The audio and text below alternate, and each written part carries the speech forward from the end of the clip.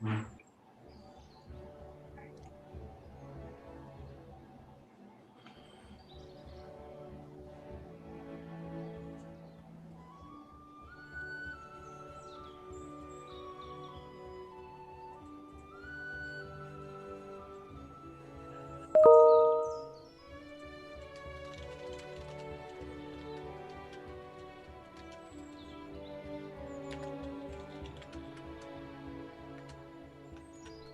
Brandon. Hey, how you doing? Uh-oh, am I on mute? Nope, I can hear you. Oh, I have my video. The little music in the background with the Shire and all that kind of stuff, real cute. Yeah. Hey, why not? Yeah, I did sure.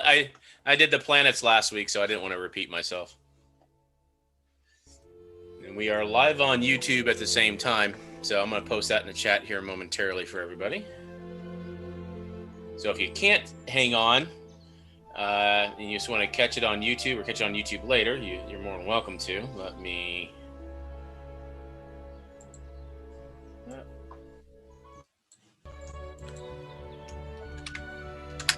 There's the YouTube link for everybody.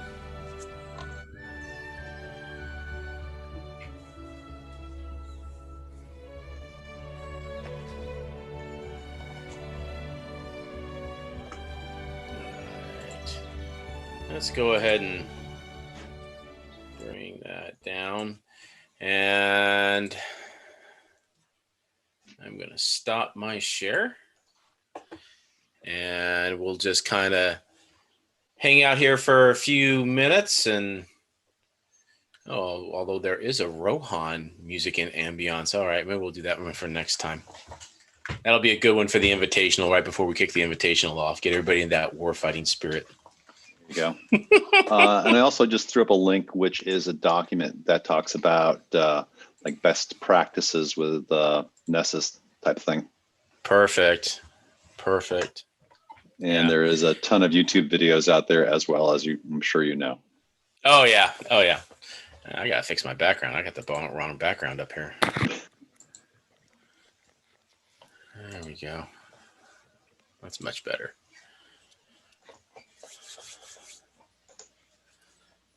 So we had about 100 people last week. I don't know if we'll get that many this week. I pushed it out to the same group. We had folks from all over the country. We had schools from the East Coast. We had, I think, Alaska Anchorage joined us last week. We had a lot of folks. And I have my cohort, Harp Thurkrall, is on, and he will be presenting with me. All right, cool. Hi there. How are you? Hey, welcome. Thank you. Yeah, he's the product manager for Nessus itself. Very nice. Yeah, we'd love to get some of the insights from you then, sir. I look forward to it. Absolutely. Great. I know you have some devoted Nessus fans here from Saddleback College. I know Jeff's is a huge fan of your product. It's really good to hear. I am totally focused on Nessus almost 100% of the time at Tenable itself. Oh, that's great. Hey guys. Howdy. And belated happy birthday, Marine. Yeah, same to you, brother. Although I got to call him sir because he outranks me. Oh, goodness. I'm just a dumb staff NCO. I don't know anything. Well, I think we all come, full circle in time, right? Oh, yeah, that's true.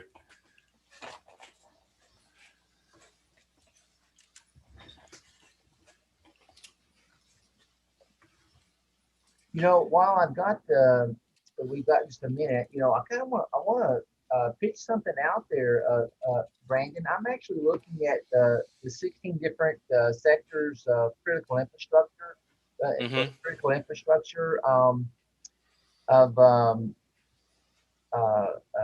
reaching out to them and seeing if we can build some sort of cyber pathway to those guys. And I know they have a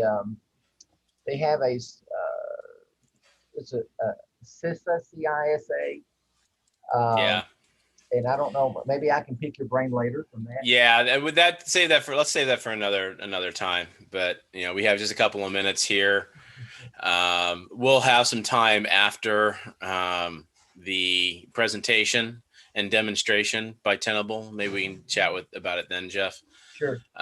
So yeah, I'm happy to help out any way I can. So I'm excited that we building numbers up here.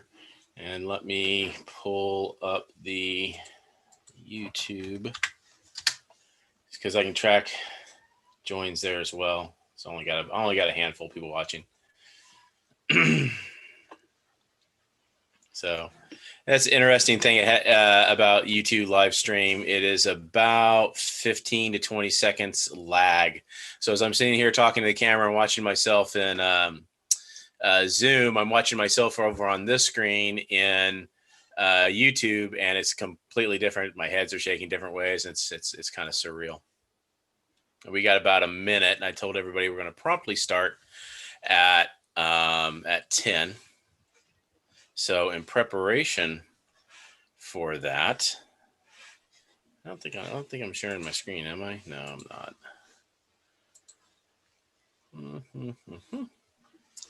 Oh, you know what? I need to make you co-host. I did not do that. You need to do that for Harp and myself. Yeah, 1 second. Co-host. Yes. And there's Harper. Or Harp. Sorry, excuse me, Harp. And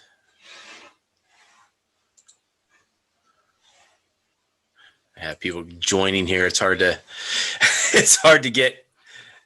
I'm fighting. There you go. Hopefully that's Harp. Okay, good. All right, so you guys are both co-hosts. I have 10 a.m. Welcome, everyone, to the second week of the Western Regional Collegiate Cyber Defense Competition. Please let me reiterate that if you have not muted yourself, please mute yourself out. If not, I am going to try to control that throughout the day here so that I get people muted. Thank you. But I'd like to introduce Mr. Eric Crutchlow and Mr. I'm going to probably Harp left us. No, Harp's there. Harp Thurkel. Harp Thurkel. Sorry about that, sir. From Tenable.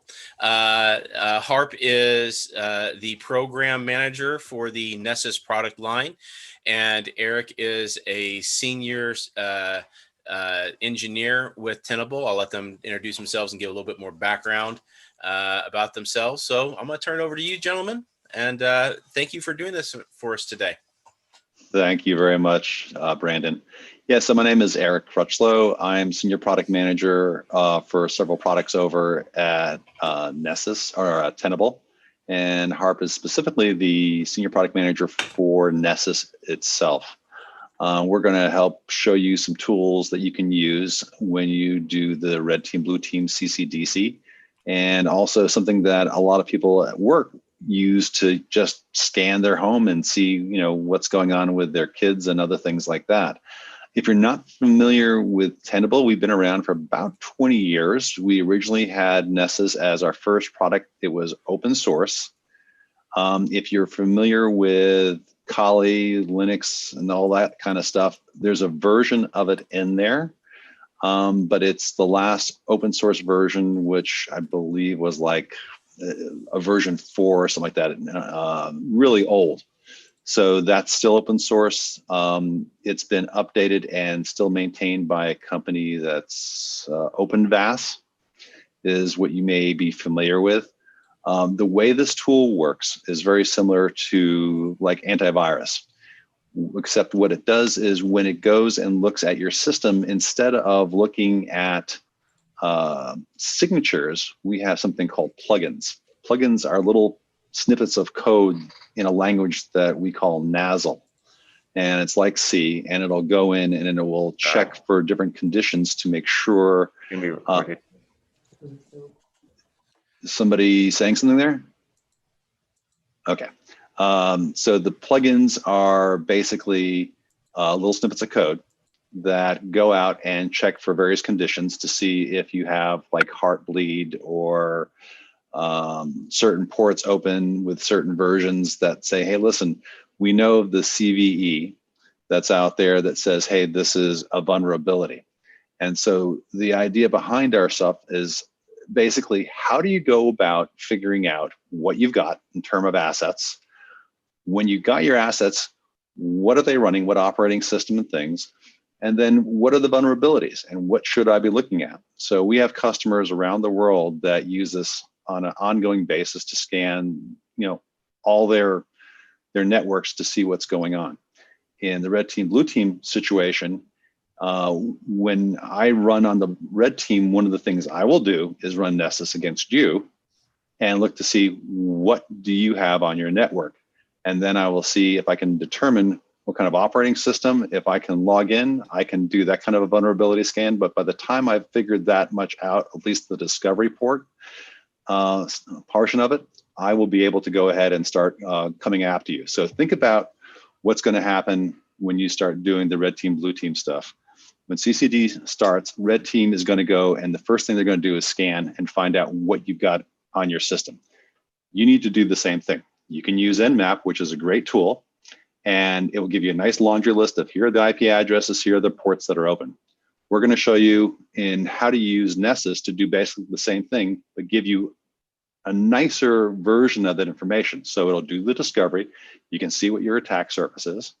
And then the second part of it is then, since you know your passwords and can get into these boxes, then the next thing is you can do a scan that will say, I want to log in, and then looking from the inside out, what are the vulnerabilities there? So what are the practical applications for you in being a blue teamer?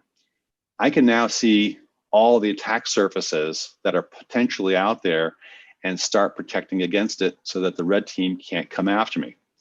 At the same time, as I go later in the day, if they have come in, one of the things I will be able to do is continue to do a scan saying, hey, I all of a sudden see all these other ports being opened up.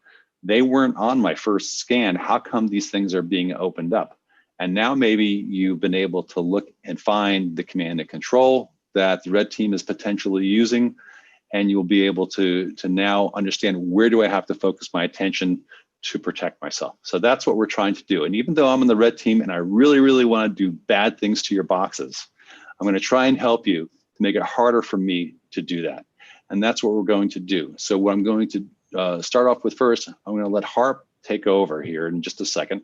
He will show you how to download Nessus, how to get it set up, and then start running the initial scan. And then I'll come back and I'll actually show you on my system what the vulnerability report looks like. And we can kind of go through the scenarios, and then we'll take questions and answers. So with that, Harp, are you ready to go? Yes, I am. All right, I'll give it over to you. Awesome. Thank you so much. So my name is Harp Thakral, and I'm actually the product manager for Nessus, as you heard from Eric.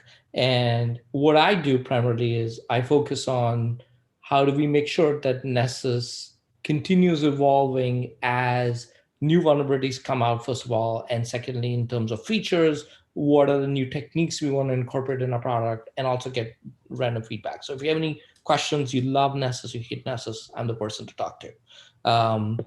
With that being said, I want to give you a quick introduction of what you're seeing here. Nessus comes in various flavors, and I want to give you a quick introduction of that before we go about downloading Nessus and seeing how to do that. So first of all is Nessus Essentials. Nessus Essentials is our 100% free tool, does not cost you anything at all. You can use it for personal use as much as you like. Only restriction is you can do only 16 IPs at one time. It does have pretty much all of the features. There are some things which are missing, but it's nothing which would be earth-shattering lost there. Okay, but then we have our Nessus Professional, which kind of expands upon that and gives you unlimited assessments as well as unlimited IPs, and you can use it, comes in an annual subscription. And then we also have Tenable.io, which is our scanner, but in the cloud. And what that means is Essentials and Professionals is obviously on premise. You download it, you install it on your computer, and you scan your network. With IO, you don't have to download, install anything. You just log in, scan your network, and get started. So that's a very quick introduction. What we're going to do today is Nessus Essentials. That's where we're going to focus. Now, you can download Nessus Essentials in two ways. You can go to download.tenable.com and fill out a form for Nessus Essentials. It's very simple information, like your first name, your last name, your email address, and it's going to shoot you an email with the credentials. The activation code, and you, as well as a download link. You click that, download Essentials. You're presented with a screen like this. You select Nessus Essentials. Once you launch the executable, and put the activation code, it's going to activate it. The other way is you just go to download.tenable.com, basically download Nessus installer. Now remember, we only have one installer for all flavors. So as you see on the screen, you see Nessus Essentials, Professional, Nessus Manager, and Managed Scanner. Ignore the last two options. What we're talking about is the top two ones. It's the same installer. So you can switch back and forth whichever flavor you like. So in our example, we're going to select Nessus Essentials. Okay. And we fill out that basic information. We get the activation code in an email like this, and it goes to the next step. This is where essentially what's going to happen is Ness is going to reach out to Tenable and download the latest plugins. And as Eric was saying, plugins are nothing but the latest information on how you would go about finding out the latest vulnerabilities. And every based on the schedule, they will get the latest updates for you, so that when a new vulnerability is found, you have the most up-to-date capabilities for finding these vulnerabilities. So it's constantly reaching out, and we have an entire research team dedicated to doing nothing but finding vulnerabilities and creating plugins for that. That's how we keep our software updated to the latest and greatest vulnerabilities finding capabilities. So that's what you want to know. Now, this process will take usually about 15 to 20 minutes, as you can imagine, because there's a lot of plugins over a period of time which have been created. So when you first start Nessus Essential, you'll find that it'll take 15 minutes literally, and don't think the software is stuck. It's just downloading it. Once you've downloaded it, the very first screen you're going to see is this discovery scan. And here what we are saying is we can go quickly scan a network and find out all different hosts which exist. And it's really just a touch point of saying, hey, do you exist? And the answer is yes. And this is what Nmap does. But in this case, we allow you to kind of create further filtering options. So as example, you can say, I want to subnet a certain subnet, maybe a range, maybe even a domain. So you can go do that. And by the way, discovery scans are limited, so you're not restricted to 16 IPs. So if you had 10,000 hosts, it's going to go find 10,000 hosts, and it's going to bring that back for you. Once you do this initial scan, discovery scan, it's going to show you the results of all the hosts found. And now you can select one, many, or all, whatever you prefer, and kick off a basic network scan.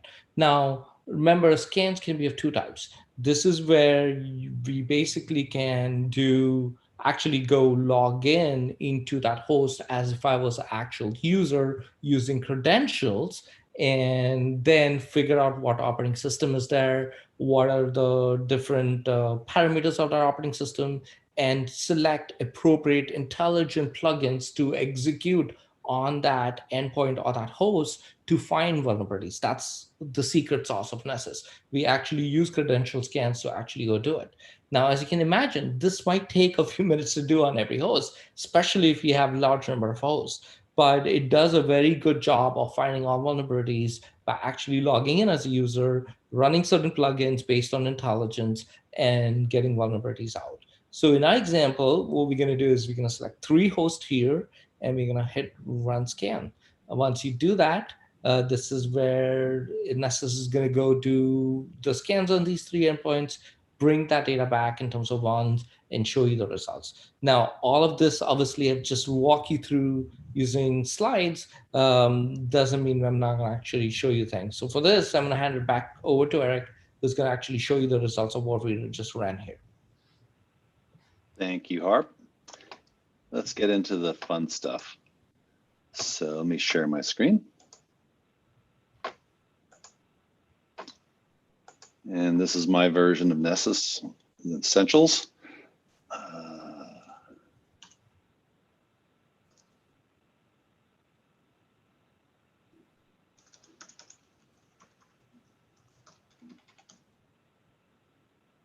All right.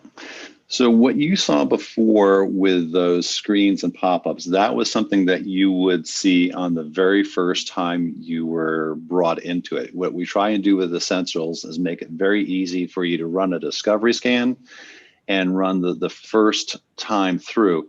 Then after that, you're going to see a little bit of a different, the normal menus and settings and such. So I'll walk you through what was just happening. So my initial host discovery scan, this is what I saw. And now you can see ports. And if you're going to be really good, like what I do as a red teamer, I will look at these ports and I will immediately look at, what are the key ones that I'm going to pick up and even start trying for. So I see 445. That's going to be one of the ones I'm going to go through.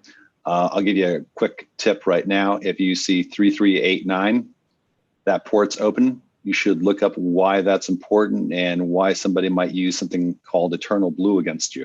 Okay, so that's my big tip for you for today. So looking at the ports, it helps me decide what I'm going to go after.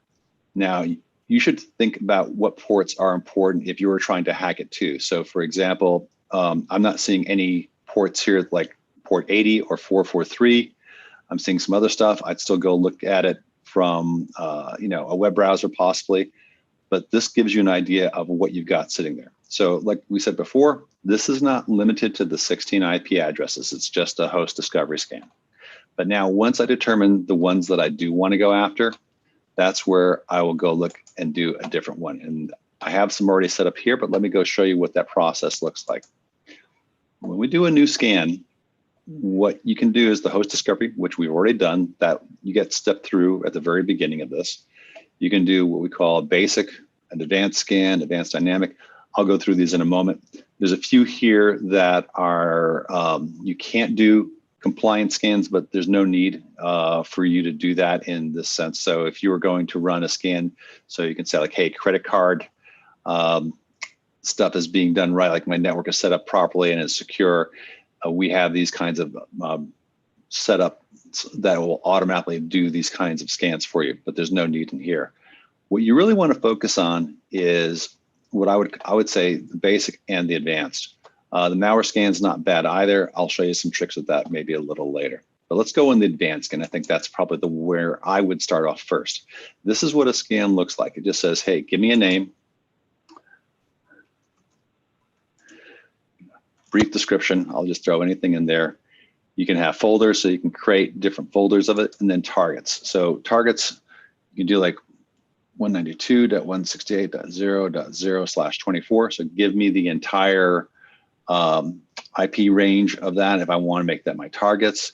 You can go and put in different IP addresses separately. They even have ways to import them. But what I would suggest you do is once you have, so down here, I can add a file I can create just a basic file that has all my IP addresses. But once you do your discovery scan, what I would suggest is create a file, just in Notepad or whatever, of all your IP addresses. Then anytime you go through, you can go ahead and hit add file. I have it in there and then done. You only need to do it once, you save your scan, and then of course you can rerun it as many times as you want.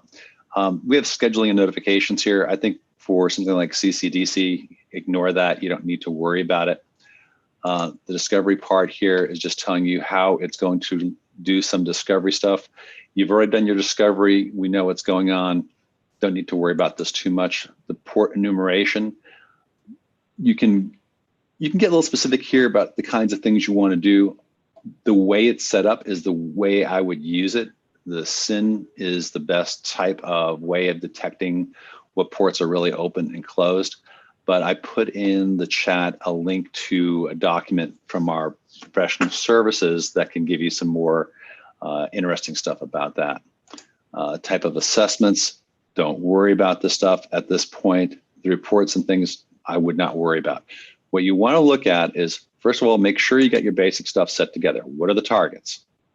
Then look at credentials. What kind of credentials do you want to give? For instance, if you know some of your targets are Windows machines and some are Linux, you may want to set up 2 scans and just focus on, okay, look, I'm going to give you Windows credentials, and here are the different types of Windows credentials I can give. Give it a username so I can log in, and domain, and then I'm good to go. I can get into that box and be able to look from the inside out. These are what plugins look like. There are different families. And even though I do a scan here that goes after a Windows box, this is AIX. If you're familiar with that, it's the IBM's version of Unix. We know that you're going after a Windows box, and we will not bother with trying to do checks with a plugin that's meant for a Unix type system. But the nice thing about it is you can go in and you can select what you want, and you can select, look, I don't need all the Windows stuff that you have in here. I only want to do, certain types of checks. Up to you. And you can see it down here. They're the Windows plugins. So it's a family of plugins showing you all sorts of things that it's going to check. And you can enable them, you can disable them, you can get very fancy. I'm not going to go too much into it right here. I want to give you enough so that you know that it's there and that you can look at it and you can play with it. So, today you can go download this right now, use it at home, try it out, and see how it works for you. And that's what I really would suggest. Lots of good YouTube videos about how to use Nessus and such, but I want to give you just a highlight of enough information so that you're familiar with the capabilities of what's there. So once you run a scan, you will see that they're sitting here with the results for each time you ran it. So this would be one result from one of the times I ran it. And it will tell you, this is when it started, this is when it ended. So when I ran this, I ran it against a bunch of boxes that I had at work. And you can see it took quite a long time. So think about that. When you test this and run it, these can be short. Discoveries are the ones that you want to run to begin with, so you know what your inventory is, you know what your ports are. It's like running Nmap. And then when you start running these, you realize that, look, it's going to take a while, but it's good to have some of this stuff as an ancillary to any other strategy you have. But remember, during this time, Red Team is coming after you as fast as we possibly can. You have to remember that in doing this, it gives you information. It may be a little delayed, but as it comes up with a vulnerability, it will show it to you. So even though I started it at about noon, I could look at it 20 minutes later and see what the progress is, and also see if I found any vulnerabilities that I should be looking at. And what we're going to show is the host, what the vulnerabilities were, what remediations that we recommend, saying, hey, listen, here's, install this patch. And then history about when we ran it, so you can see the number of times and you can make comparisons. So that would probably be one of the key things that you want to do. I start in the morning, start running this stuff on the first day. Later in the day, I run it, and then I see, what has changed. Other ports suspiciously open up that I didn't know about. This gives you a very good idea of what potentially the Red Team is doing to you. Now, when I go into this, it'll show me, here's a combination of all the different things that I'm seeing and what's critical.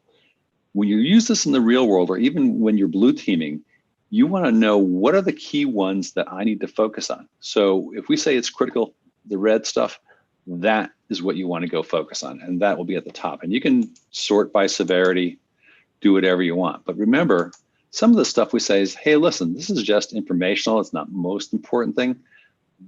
But just because it's informational doesn't mean that it's not something you want to ignore. So we can see all sorts of interesting things coming up here. But let's go over the critical, the fun stuff that I like to say. So, for me being in the Red Team, I'm going to look down on this and go for the most critical stuff, saying like what's going on. Now, in this instance, I picked on a Windows 7 machine. the fact that it's Windows 7 by itself is what made it critical. Okay, big deal. I could care less about that. Okay, but now I see something here, Windows LM, authentication enabled. Is there some way I can go after that? And if I do go into it, the beauty of what Nessus does, complete description, tells you, here's a solution, here's how to fix this and remediate it. And it gives you as much information as we know about this so that you can go remediate it. So, we can go and take a look at what Microsoft is saying, what this really means, how to go fix this. So now I have actual steps onto remediating this and protecting myself against it. There's the CVSS score, if you're not familiar with that. This is a rating between 1 and 10, telling you how critical the industry thinks it is. But from our standpoint as Red Team, we're going to look at what's in our bag of tricks that we know how to go attack, and we're going to attack that. From your standpoint, my suggestion is you want to look at what we consider really high up here, how many things are in there. And you at least have some idea like, hey, by the way, it's showing you, you got a SQL server on here and you need to fix that. And you may not have known there was a SQL server on there necessarily. But now you do, and you now know exactly what's wrong with it. Other places you can go look to see what's going on. It actually gives you an output of what it saw and what it reported on so that you can start remediating this. So this is the beauty of this tool, is giving you step-by-step what you need to do to focus in on the vulnerabilities that are on the machines. And Brandon, we don't normally get over 16 boxes on the red teams, on the blue team side, do we? It depends. A lot of times we're right around 16. Even in a regional, we could have more. You have to remember, though, it's not just the servers. We might have 16 servers or less, but you have the clients that the team members have, and they can have 8, 10 clients as well. So they're right around that borderline of what Essentials can happily do. Okay. But can I ask a question real quick? Yeah, please. If you don't mind. And I invite our audience to put your questions in the chat as well, and I'll try to manage that as best I can. But why do you have it as mixed and not just say critical in that? What was that? Is like a development concern, or why is that? Because it's the related issues that are of a critical or less nature that are put together. Ah, I see. So it actually kind of like, all right. So I can it's sit a there little and say, it's a little confusing. You see how when I go in here, I have like, hey, here's the critical parts of this, right? But they're all related to the same thing, as well as these items here. So they're related to the same vulnerability. Yeah. Got it. Not the same box. Okay, that makes no. It is the same. It is the same box. We're looking at. No, not just the same. Right. Yeah. Not just the same box. It's okay. I get what you're saying. Yeah. Okay, bottom line on this one, if you pretty much just go up to Windows 10, you'll get rid of the majority of these. Okay. So let me ask you a blue team question. And why would I use a vulnerability scanner more than once? Because once I find the vulnerabilities and I patch them and everything else, what would be a good reason for me to use the vulnerability scanner more than once in a competition? Because the red team is constantly trying to drop vulnerability or malware onto your system using different vulnerabilities that it has found. Your first thing you want to do is close that vulnerability so they can't drop more. But now that they're on the inside, they can open up other vulnerabilities that you didn't detect originally. So you can do a rescan and see what's going on. Even if you do just a discovery scan, because now we're going to see ports. And if all of a sudden different ports have opened up, that it's like, wait a minute, we didn't do anything here. Why is this port here? That gives you a clue. So that would be the reason I would want to run it again. So like on a Friday, Saturday, I would say on Friday morning, I'd want to get that discovery scan as fast as possible and know what my machines are, and then run the vulnerabilities. And then later on in the day, as I get closer to the end of the day, I'd want to run it again just so I have that report sitting there showing me, what's changed. And that's a good point. I have a question from Amy Sindel, but I'm gonna make a comment on that real quick. And this is I get from, and we have coaches, CCDC coaches and CCDC captains on here as well. And I get this every year. I get it from new captains and new coaches. Well, why can't you give us 15 minutes so we can download and do our scans and everything else? You have to realize that the red team is doing everything out of the gate that you are for the most part. Maybe they're not downloading software, but they're having to go through and do scans. They're having to go through and enumerate the network just as you guys are learning the network. So a lot of folks think that the red team, has and does a lot of dirty tricks. Well, they do, but it's kind of a little bit, the playing field is a little bit more level than I think a lot of folks realize. And to Amy's question, are there test IPs that they can scan on the internet with your product, not just using their home network? Are there tests that we set up? No. Okay. You have to, you would have to go like Hack the Box or some of these other places that you can go and do it. So sorry, we don't provide anything that you can do. And of course, if you go and start scanning public IP addresses, I'm not sure what your ISP will say, but you're welcome to try. Yeah, perfect. So Pawn Muncher, I wish I could give the hackers a head start, or not give them a head start as well, but that's not how life works. Sorry, buddy. To Brian's question, what is the best way you have found to compare two scans and find the differences? Is there any type of tools within Nessus that will do a comparison of two scans of the same network, for example? I don't know of one. Harp, do you know of anything like that in Nessus? The only way I know of is by going to actually report and exporting it out and using Excel right now. And using what, Harp? Excel. Oh, Excel. So you basically push it to an Excel spreadsheet and you can go through it line by line? Or like basically do, if I know somebody who's like really good at Excel and they import it and have functions run against it and okay. So it's something you would have to develop on your own. Yes, unfortunately. Gotcha. But that's a great idea, honestly. I am going to take that note. Yeah. You get a lot of really good ideas from these competitors because they do this stuff year after year for about 4 or 5 years. And they come up with some really great tools themselves.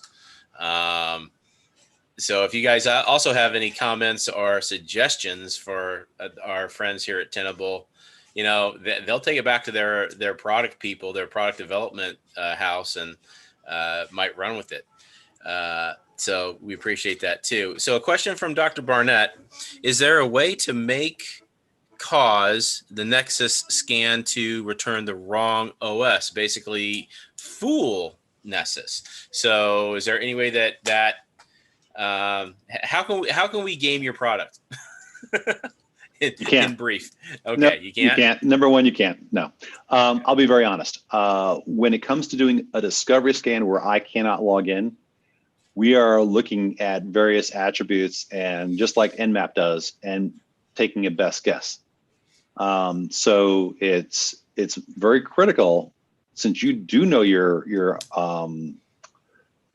passwords and stuff to all your systems, to go ahead and do a credentialed scan, because the credentialed scan is the way, that's 100%. That's going to be correct.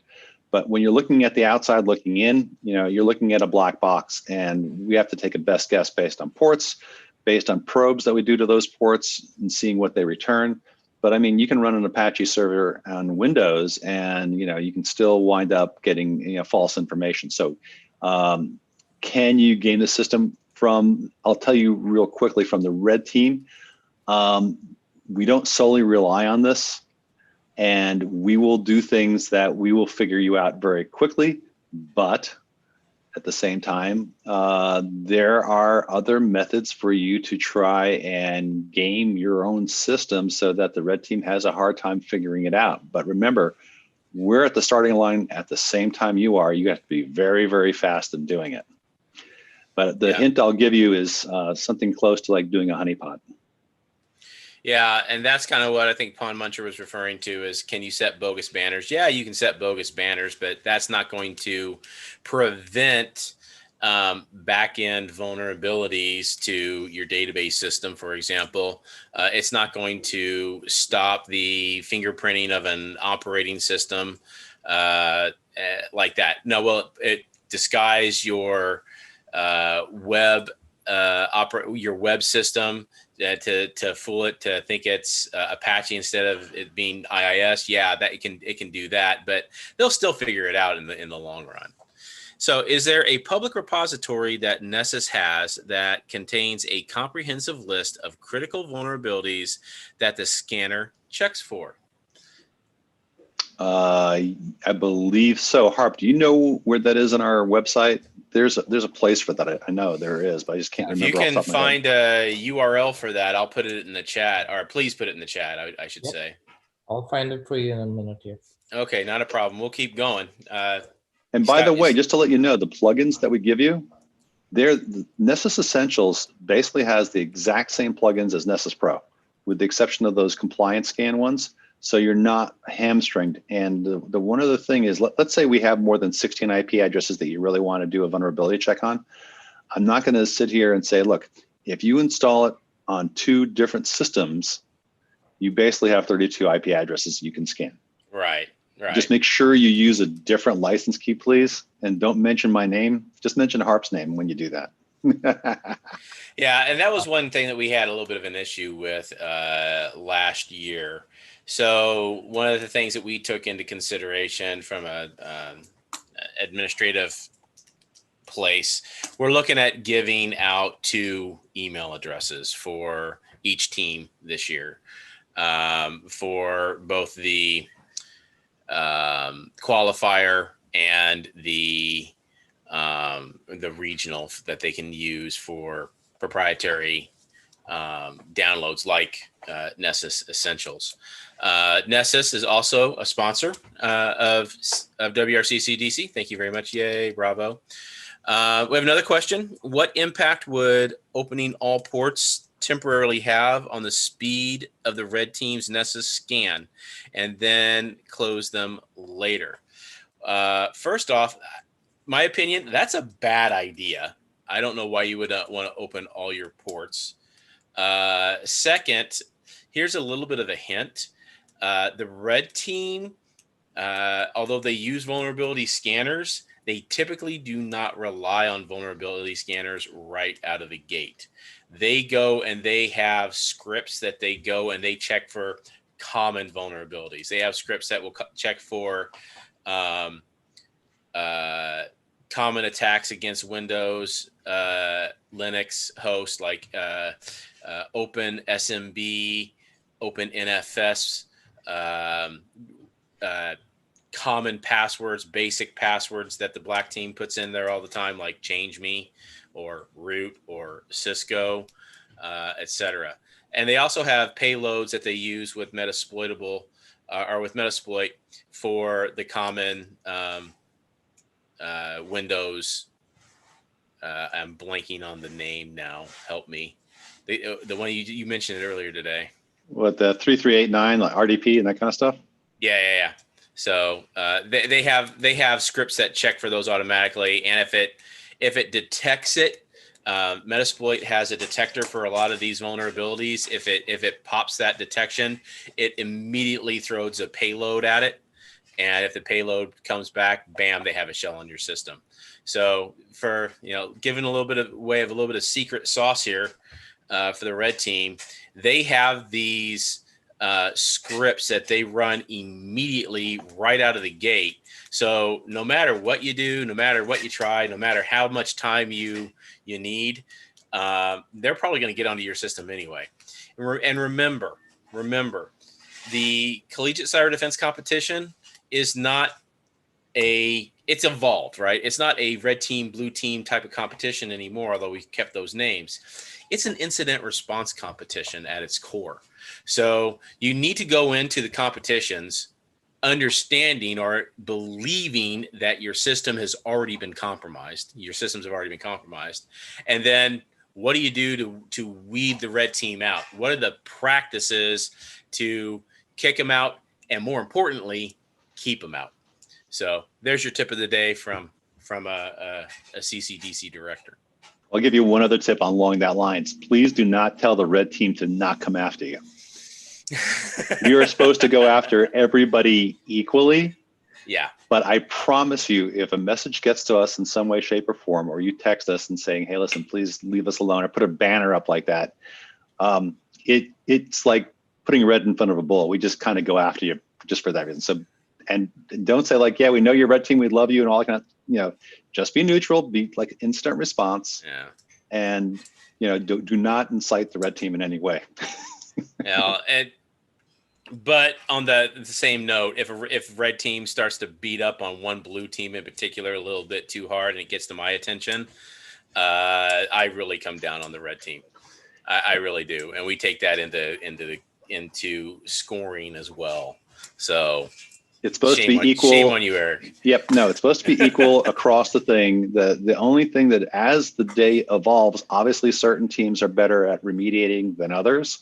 And so it is kind of hard for us, like once we find a way to get into, let's say, team number 2, it doesn't necessarily translate because other teams are not necessarily at that point that we can do it. But we do, and part of what I do on the red team is make sure we enforce that. If somebody says, "Hey, I found, I could get a team 3 doing this," like, great, did you do it to the other teams? And that's what I do with Brandon. Is like, did I go do my job, which is make sure, anytime an exploit is done on one, that it's tried on all the teams. And we do try and make it very equal. From your standpoint, just focus on, where the ports are open, what's coming down them. Think about how you would hack yourself. Right. That's good. That's good information. So we kind of go off on there on a tangent. Do you have I didn't mean to cut you off in your presentation, so please continue. Not at all. Yeah. So look, I love these questions. These are really good.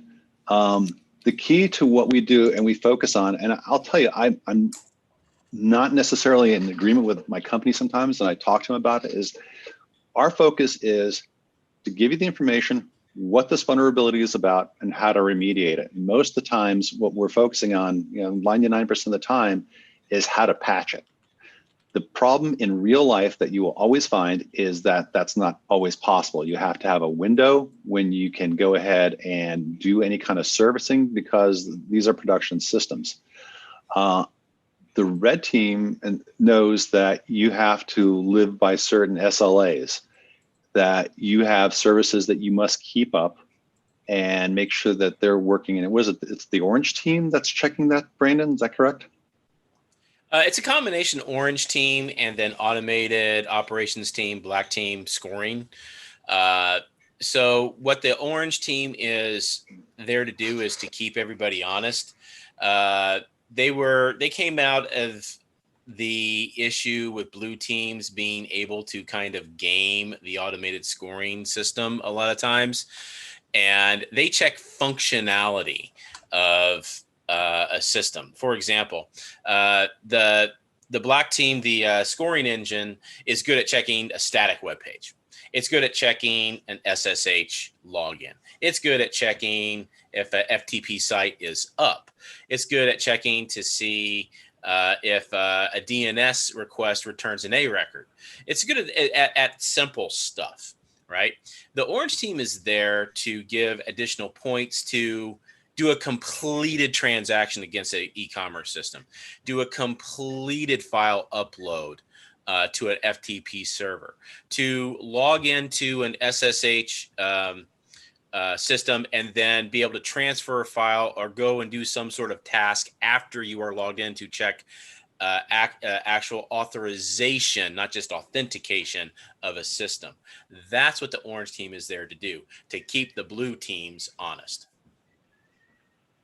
There you go. So you want to make sure that as you go through this, that you're keeping up services. So when you look at this, patching is one thing, but the second part of it, which to me is more important, especially in the real world, that you want to know how to do, how do I mitigate this? Is there another way that I can block things from happening and stay safe?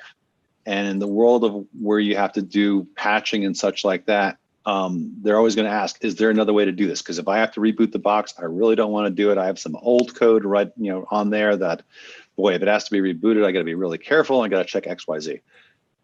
You need to think about that as well.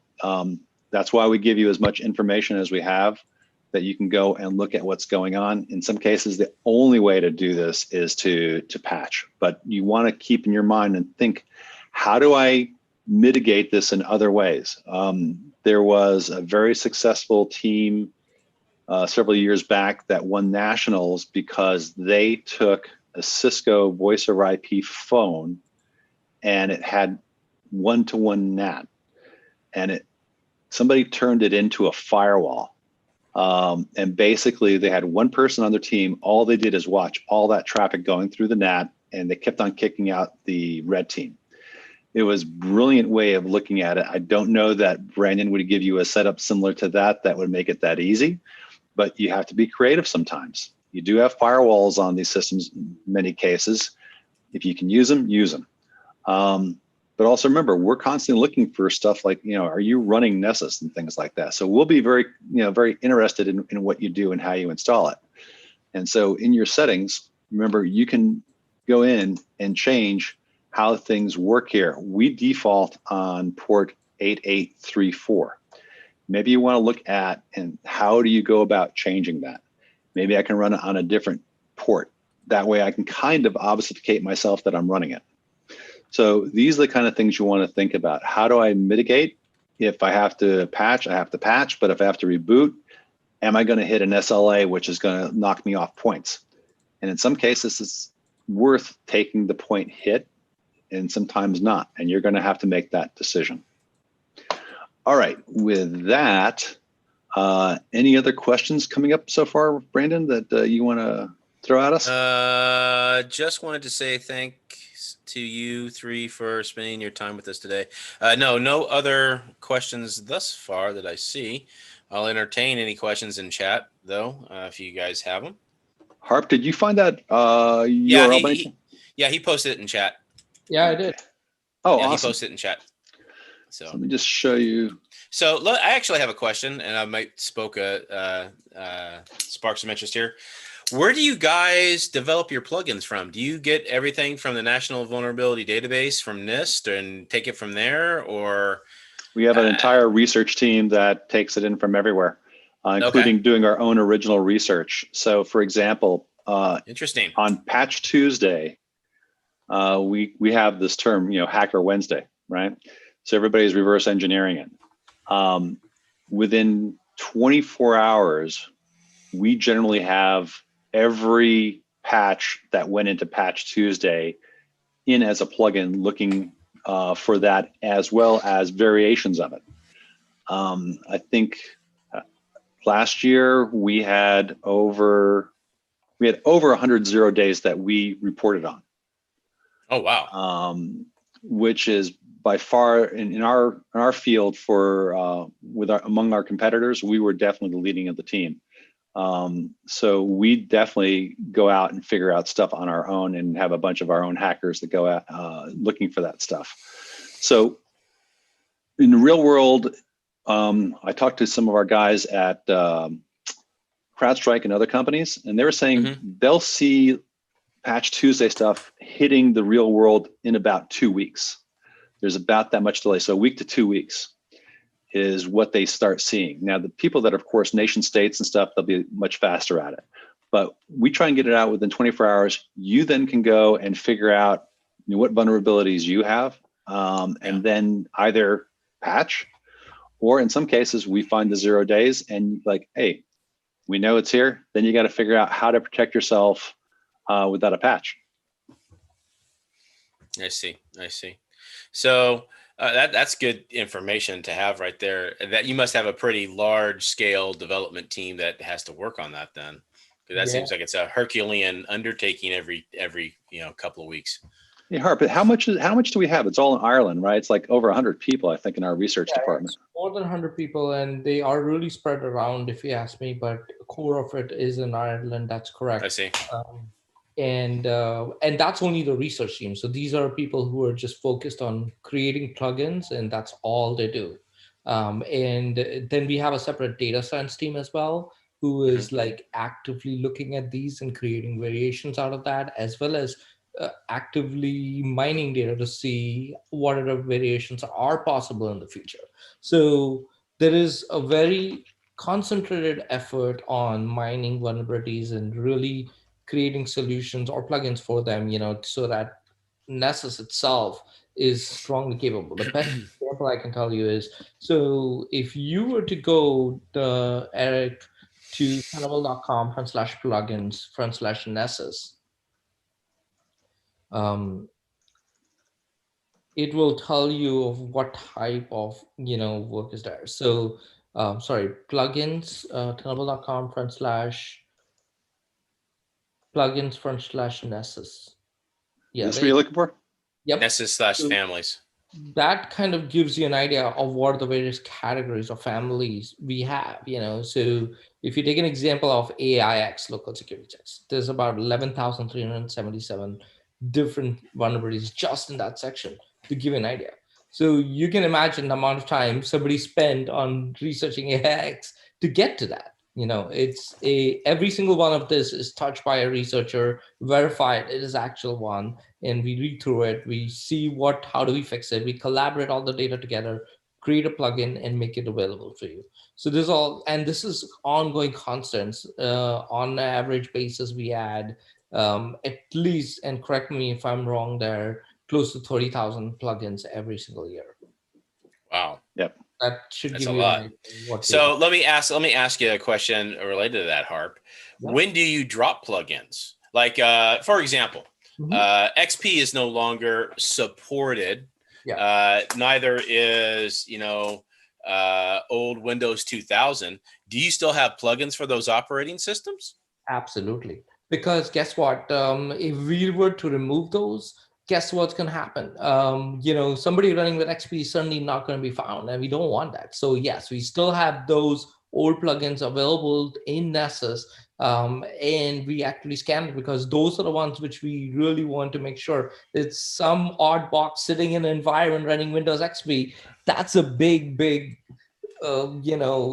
backdoor to everything, because that's going to be the most easiest point to go because it's not been updated for so long. Yeah, and guess which vertical market, Brandon, that comes into? Government. Oh yeah, okay. I was going to say I hope not finance, because I worked in finance for several years, and they were really, well, at least the bigger banks that I did security work for, they were really religious about getting rid of old operating systems. They normally are. So it's like government, like DoD. You've got and Harp, you probably know that better than I do. Retail, a lot of POS terminals are based on XP, a version of XP, which is ugly. And Windows Mobile, yeah, and medical, because a lot of them they have to go through all sorts of certifications in order to change their equipment, and it's really kind of ugly. So that's why this is very important, is to use this. Also, we have, hey, Harp, do you know if we support the API use on Nessus Essentials? No. Okay, sorry guys. Nessus Pro has an API that you could then write your own Python code and start doing things with Nessus and include it within your own systems that you develop. And a lot of our customers do just that. They don't go through our UI. They go ahead and they develop their own systems and then use ours as an engine for doing vulnerability scanning. But here's one I want to show you real quick too, the back doors.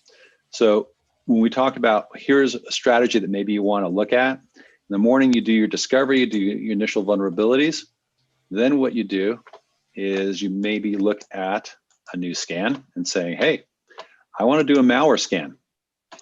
And the malware scan, you name it, do all those nice things. What it's going to do, it's going to look at all these back doors and stuff, which maybe, just maybe, the red team used. And you can start finding whether or not we've done that, which I probably shouldn't say that, but I'm going to tell you anyway, because I'm a nice guy. You can see if there are things that we dropped on you. They also, as part of the advanced stuff, there's a way in here to put in your own signatures, and I have to think about where that is. I'll figure that out later and put it in as an update later for people. That's some really good information for blue teams. So if you do your scans for back doors, guys, on your systems, you might be able to detect where the red team is it has infiltrated you. Again, a really, really great incident response technique. We have a question from Brian, gentlemen. Hold on real quick. Just hold on to that real quick. So right here, when you do the malware settings on the assessment part, you can upload your own known bad MD5, SHA-1, SHA-2 hashes and have it use that as well. And then just use host file lists. Did somebody change my files? And we even have YARA rules here that you can add to look for stuff if you know that. So bottom line, this one's a really good one. If you want to start saying, I want to look for certain things that have changed. So please, I'm sorry, go ahead. No, that was really, really great. Brian had a question for clients interested in running Nessus in a sensitive environment. Is there documentation for what information is sent to Tenable, and what ports does it go on? I think the crux of the question is, what type of data do you harvest or mine from your customers? HARP is the one that does all our certifications and stuff like that. I bet you know this a lot better than I do, don't you, HARP? I do. So here's the great news about Essentials and Pro, right? You can really run it in, first of all, an air gap environment, and literally nothing goes. Even if there is no air gap environment, we do not collect any data on you currently, except maybe things like, okay, what is the total number of scans you ran? We don't know what type or what contents. We don't collect any ports, anything PII, your IP addresses or any plugin server addresses or host names or IP addresses. We have no clue. But we do have like basic stuff like, this person ran 10,000 scans over a period of years. We would know that. But we wouldn't know if it was, how many IPs you scanned in that host, what the results came out, what plugins ran. We have none of those. So we collect very little. And if you want to block that, you still have the option to run Essentials or Pro in an air-gapped environment, meaning basically you say, I don't want you to even collect that, and that's okay too. Yep, all our DoD customers, they definitely are not going to share any of that stuff with us. So all the government stuff, that's a big part of our business, and they don't want to give us any information. So we do honor that for obvious reasons. Okay, good. We had a question from Zuzwana. Which box would you download Nessus onto? Any of them? So I'm going to assume what does it work well on, or what does it work best on, Windows or Linux or Mac? And there's a follow-up question: is a Nessus scan for incident responder, or can other roles benefit with such a scan? Yeah, I mean, incident response means after the fact, right? So you can do before the fact, which is what most of our customers are doing. And like I said, a lot of people run this at home, which sounds a little bit crazy, but you can see what's going on in your own home. Yeah. So when I looked at the number of downloads that we had for last, for this earlier part of this year, I was looking at it for other reasons. I found half the downloads of Nessus were used as Nessus Essentials versus Nessus Pro. So a lot of people were downloading the free version. Sure. So this is what go ahead. Yeah, in higher ed, we teach it a lot, I know. And Jeff, you can chime in here if you like. I know in my classes at Coastline and at Cal Poly, and other coaches as well who are faculty out there, I don't know if you use Nessus in your classes, but I have it as a core component in both my ethical hacking class and in my defensive class at Cal Poly, and in my Pen Test Plus class at Coastline. So it's something that we use extensively at both schools. Yeah, actually, I wanted to ask, isn't there a cert that you can get? Because I'm I was trying to pitch having my students get certification as a Nessus user. Isn't there a cert for that? Yeah, that's something which we're actually developing right now. It is we don't have like an official certification available for Nessus yet, but it's going to launch actually this coming year. Oh, okay. That's good to know. Yep. So do you give out like a number for that? Like the CCIE, can I get in on it really quick so I get a low number? Because that might, be worth Hey, something. you send Harp and I, a Starbucks gift card for about $100, and we'll see what we can do for you. That's it. You're cheap, man. You're cheap. You're a community college. I have to be. Oh, touche. All Also, right. you Yeah. can click on view downloads there and you can see the various operating systems. Just to quickly answer that, you can really run Nessus on various flavors of Linux, Mac OS, Windows. It's going to behave the same. It's just the installation process will be different. That's So it. let me give you a trick of the trade. I learned this a long time ago. Oracle databases. When I called in for support on Oracle, I used to have all sorts of problems with them figuring it out on HPUX. And then I asked them, okay, what do you initially develop on? I said, we develop on Solaris, which is one of the reasons they bought Sun, right? So just to give you insight, what we do is we initially develop on Cent OS, and right now it's CentOS 7. I would say it really doesn't matter. We're very good on anything, but let me give you another hint. So you can go check these and figure out which one you want to download. There's one for Kali, and you can use that. If you're using a CentOS version, when you have Kali on that, you can just download it and just install it. The RPM for that particular version. If it doesn't say Kali, don't worry about it. So the one that I would like to show you is what we call Core plus Nessus. And on the PM for Core, what we do is when you install Nessus the way we just showed you, what's happening is you have to have the operating system set up. You have to have it all tweaked out whatever way you want if you want it to be secure and such. You got to do all those steps. But if you download Core comes in as an OVA, which means it runs on VMware and stuff. You can do it on the Hyper-V, or you can use the ISO. I call this no assembly required. It's like you're buying your kid a bicycle for Christmas and you have to do all the assembly. It's a pain. You want to kill yourself, or you can have the store do it for you. If you download this OVA, and this is the way I would suggest you do it, you can then run it in VMware Player, Workstation, ESXi, all those flavors. It has a CentOS 7 operating system. It has a UI based on an open source standard called Cockpit. And Cockpit is kind of like a tool for managing your system. The reason our customers like it, and they all tell me the same thing, we don't know Linux really well. We want to increase the disk or something like that. We go into Cockpit and it does it for us. So we have other tools in there for helping you manage Nessus as well.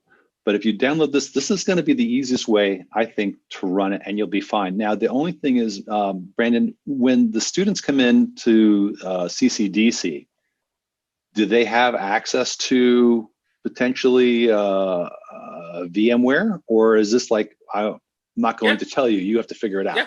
So the National CCDC rules state that any team during a competition can download any commercial trial that they like. So if they wanted to download VirtualBox, if they wanted to download VMware Player or VMware Workstation with a 30-day trial, they're more than welcome to do that. And they could do that in conjunction with your OVA, and that is completely 100% legal. Just don't run this on VirtualBox. It doesn't run really well. That would be the one. If you're going to ask me one thing, do not use VirtualBox. Use VMware Player. There are some purists out there, man. What can I say? No, I'm not saying that. I'm just saying there are some technical issues with VirtualBox that we are actually fixing, because a lot of people like VirtualBox. But in our OVA, don't waste your time running it on VirtualBox. I'd run it on something else. But if you run it on this, you have a hardened operating system that's really good. You have a UI that, if you don't know the CLI commands on how to configure different things, it's all taken care of for you. And you just give it the key and you start going. And that would be my suggestion for which one to use. But if you want to do the other way and do an RPM or whatever, we support just literally anything. So Windows, Linux, it's all pretty good if that's what you want to do. All right. Any other questions? Dr. Barnett was saying he was referring to a Tenable certificate of attendance, whatever that is. I'm not sure what that is, but if you take one of our classes, yeah, we give you out certificates that you passed it successfully and such, and as long as you give us the money, we're happy. And then if your education and students and stuff like that, I don't know. Hey, Harp, do we have any current programs for discounts for education that you know of off the top of your head? I believe we do. I have to find the link and share it. Yeah, if you're interested, contact me or Harp, and we'll be happy to help you out. Also, what are those vouchers for? Is it for your education classes? Yes. Yeah, we have our own education classes for all our products, and of course, there's a ton of third-party people that give education classes on our products as well. I see. I can ask about that with Coastline and any other community college instructors out there. Check with your admin. If you have Perkins dollars, that might be a good place to spend them. Yeah, and I'm currently actually writing the introduction and proposal for teachers about using Nessus in their classes. And we're trying to support colleges that if they have a curriculum and a game plan all set up, we'll actually help them with licenses for Nessus Pro. Okay. Typically how that works is at the four-year schools, their curriculum is very, very generalized, and it is up to the instructors to kind of fill in the blank, so to speak. At the community colleges, I have found that curriculum goes a lot faster. They're a lot more nimble in setting up classes. They can get stuff done within a year, 18 months. So if you have a certification that you guys are going to come up with this year, if you're going to set up an academy to teach that certification, or if you're coming up with curricula that you can share with a community college, definitely reach back to me. Because I'm working on an offensive security associate of science right now with Coastline College, shameless plug, that should be out in about the next 18 months to 2 years. That is going to go all the way up, hopefully, to the OSCP level. It's going to have an advanced pen testing certification tied to it. That's a good one to have. Yeah, somebody is running a table saw in my house. I actually have, it's just a regular saw. I'm having construction done in my backyard. So I apologize for that. Any other questions?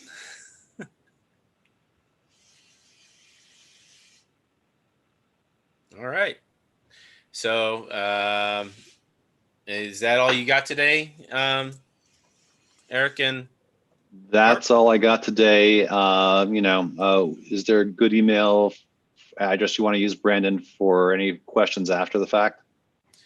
If you have any questions after the fact, you can send them to me, brandon.brown@wrccdc.org. I'll throw that in the chat. Yep. And my last thought is that I'm voting for you guys, the blue team, so we can go against Eric. So go team. Well, we'll find out. So on that note, that's a good segue into my final comments here for the day. We do have an invitational, and most of the teams from the Western region are signed up for it. I think we are up to about 22 teams now. We have a handful of teams from outside of the region who are competing, some from Indiana and Florida and New York and Alaska. I'm probably forgetting one or two there, but it should be really good. We are going to have a coaches call on Tuesday and or Thursday this week. I'm working out the details with my team right now, and I already have the invite set up, the email list set up. So I'm just kind of working out the final logistics of that. So please be on the lookout. That is going to go out to only the coaches and captains of the CCDC teams who signed up for it. So if I'm going to take back your screen share here real quick. And you guys can see my Discord channel. I don't care.